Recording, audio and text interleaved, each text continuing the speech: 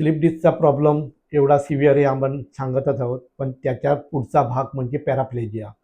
Slip डिस्कचं जास्त प्रमाणात पुष्कळ वर्ष जेव्हा काढत राहिलो की नंतर पूर्ण पायाच्या शिरा कमजोर होतात आणि नंतर सायटिकापासून ते पॅराप्लेजिया होतं, म्हणजे पाय लोळेपणा होतं. आता तुम्हाला एक एक्झाम्पल, असे केसेस चांगले होतात का, हा प्रत्येक माणसाचा एक प्रश्न असतो. तर हे सहज शक्य आहे.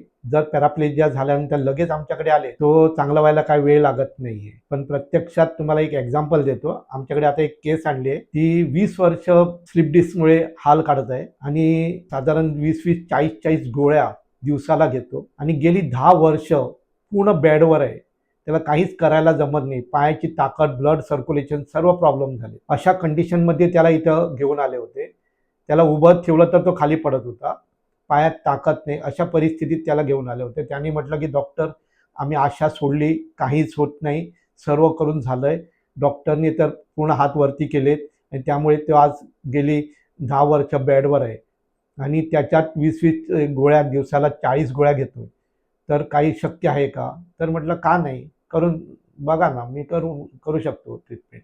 त्याप्रमाणे आम्ही ट्रीटमेंट चालू केलं. ह्या केसेसना आपण स्पेशल रिसर्च केसेस म्हणून रजिस्टर करतो आणि त्याच्यात जे माझे रिसर्च झालेले आहेत ते सर्व ट्रीटमेंट त्यांना वापरतो. त्यांनी दिवसाला 2-2 वेळा ट्रीटमेंट घेतलं. पुढ्यात आणि पाठीमागे 2-2 सिटिंग, असे 4-4 सिटिंग पर डेला घेतलं आणि त्यांचं तुम्ही व्हिडिओ बघू शकतात. 3 दिवसाच्या आत ते चालायला लागले.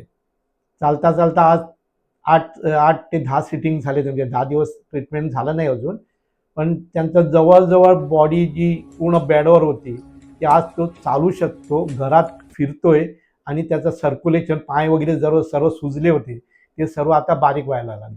तर असे पॅराप्लेजियाचे कितीतरी केसेस तुम्ही आमच्या ऑनलाईन किंवा आमच्या वेबसाईटवर बघू शकता, जे सहज शक्य आहे.